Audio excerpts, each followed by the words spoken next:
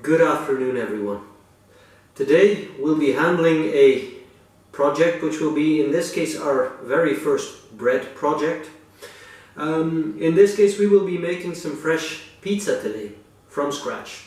So we are talking about indeed making a fresh pizza dough, making fresh pizza sauce, and indeed, of course, topping our pizza and baking.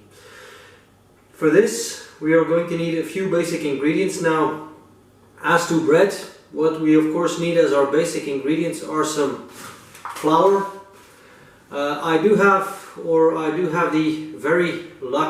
very lucky that I do have indeed a flour mill, a very old-fashioned windmill indeed, in the town where I live, that is still operated, and where I can get some really fresh old-fashioned milled flour.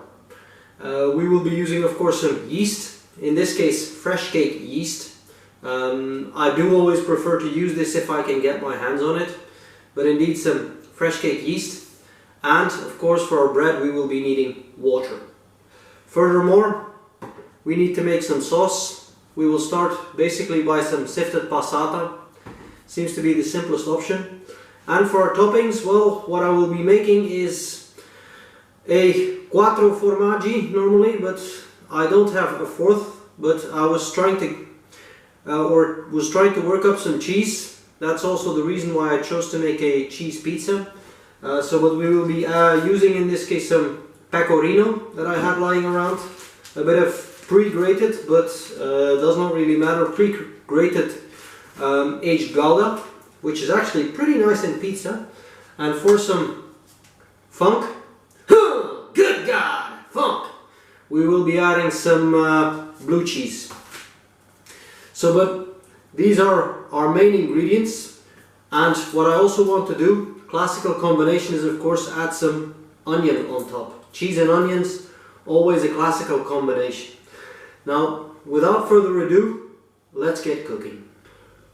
We at this moment, of course, are starting with our first ingredient, which is indeed our dough. Now for this I have measured out about 220 grams of flour, which is a mix half and half between white and whole wheat. You can of course do this to your own liking. To this we will add about 10 grams of salt, and I do like to first shake in my salt somewhat, so that indeed your yeast does not come too much into contact, or does not directly come into contact with your salt. We will be adding about 10 to 12 grams of our, just a little bit more, fresh cake yeast. There we go. Now this is a bit on the heavy side, but as we want this to ferment pretty quickly, you can indeed use a little more than what would be ideal for bread. Now one ingredient I forgot to mention, but very important. Now I will be eyeballing this somewhat, but it's a good rich tablespoon, should be about right, of olive oil. Very important in this recipe. And furthermore, it's just a case of combining your ingredients and adding, of course, our water. We want to start adding water, and we want to only stop when, of course, our dough is no longer sticky and we have a solid mass of dough. So as you can see, our dough has come together pretty nicely. It is no longer sticky, it's a firm little ball of dough. Now, as for bread, I do feel that it's a little bit, just to explain, opposed to pastry, whereas with pastry you do want to be following some exact guidelines, exact measurements on how to make a certain type of pastry, pie, or what you want to be making. With bread it's a bit more touchy-feely. You will follow indeed a recipe, but the idea, there we go. In the meanwhile we'll prepare our countertop for kneading, but ideally you want to feel your dough as you're working. So as you're combining, you want to feel if it needs a little bit more flour, a little bit more water. All depends upon the ingredients and how they were stored and stocked. You can sometimes indeed need a little bit more of something or something else. It's a little bit learning and feeling. Now we want to be kneading this dough properly. So just as you see, push, roll on our lightly floured surface. Now this will make our dough nice and elastic. The longer you do this, the more elastic your dough will be, and the more of course it will combine. What we want to be reaching for is what's not yet happening enough to my liking. If you push a hole, it should spring right back. Now this is some whole wheat flour in there, so that's normal. It will take some time to combine. So within a few minutes you'll see we'll have a nice and elastic dough.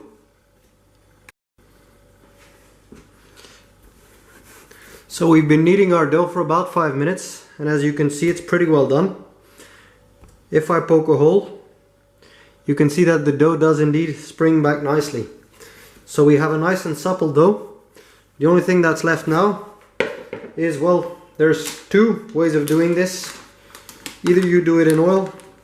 What I usually do is just coat the bottom of my pot with a bit of flour, run my dough around. There we go.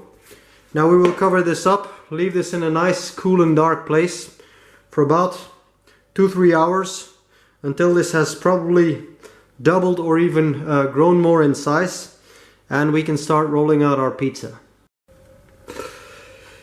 Now we can start with our next ingredient, which will of course be our sauce. In this case, some people do like to use regular tomato sauce. I do think that lacks a bit of flavor, so we will be adding some spices, herbs and other ingredients like a piece of an onion,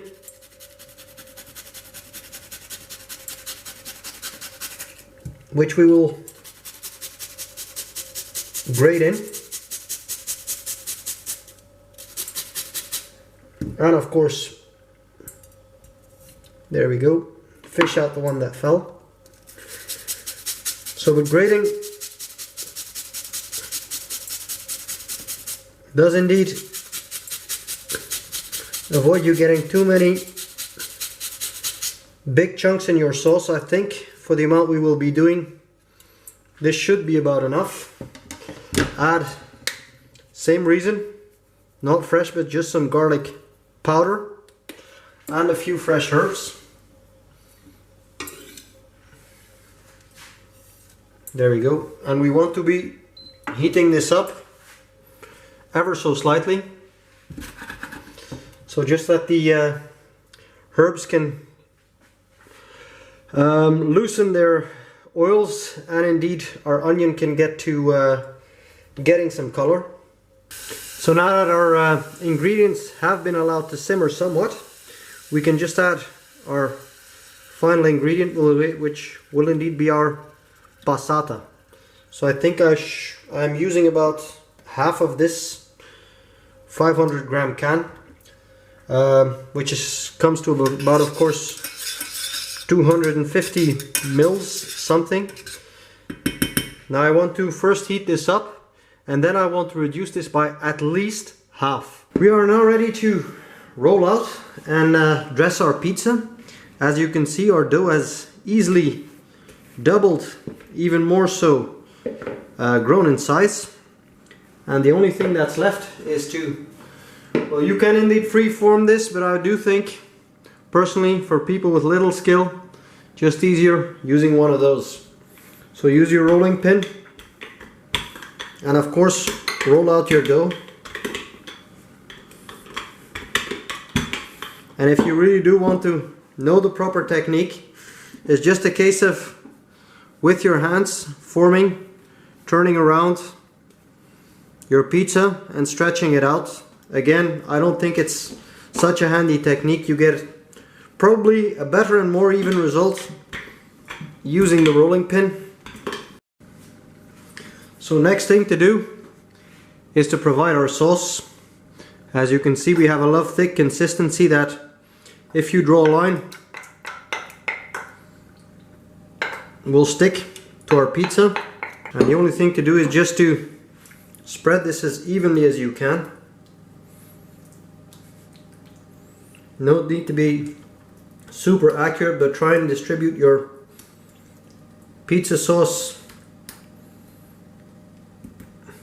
as nicely and evenly across the entire pizza, just leaving a little section on the edge for you to grab onto later on. I think we're pretty much good. So next port of call is, of course, this is a cheese pizza. To provide our cheese, first of all, our pecorino.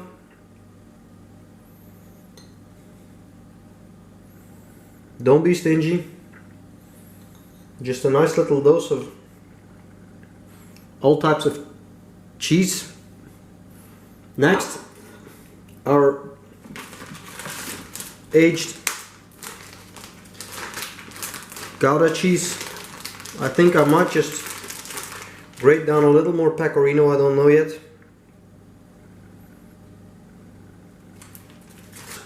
Last of all, our blue cheese. Now this, I would advise, just as I'm doing, crumble a few pieces here and there, but be a little bit careful with your blue cheese, don't overdo it.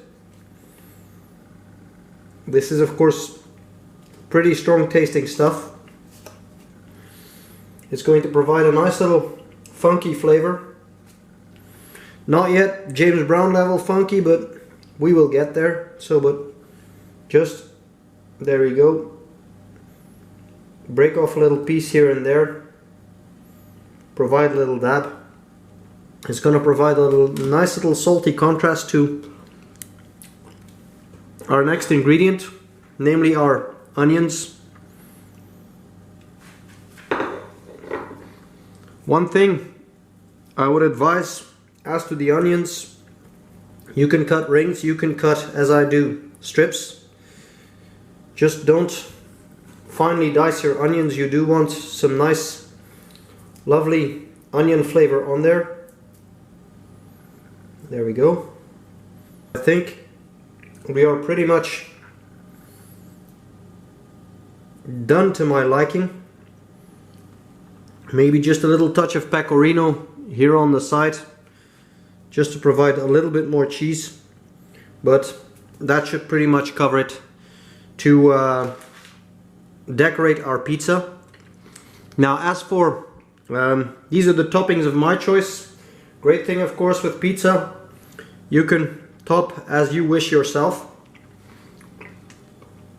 Just don't use any stuff like, well, at least typically Italian pizzas don't have any chicken, and they definitely don't have any pineapple. So the only thing you want when you're baking your pizza is you want your oven to be hot. And I do mean extremely hot as it will go. Mine has a special pizza setting where it uses the broiler and indeed our ventilated oven to go up to 250 and I think a little above. Normally a commercial pizza oven is indeed even hotter than that. You can do that, as is shown in some videos, with a combination of a pizza stone and steel, but I don't feel like breaking my oven today. So but about 8 minutes on the highest heat that your oven can stand, and that should pretty much settle you for a very good pizza. As you can see, this is our end result. One lovely pizza, nicely toasty, not too burnt, but just right after 8 minutes in the oven. Now this will of course have to rest for at least 10 minutes. It is way too hot to cut into or eat right now. But in about 10 minutes it's dinner time. As for your pizza, serve as you like. Serve with a nice cold beer or like I will do, with a good glass of red wine, and just enjoy.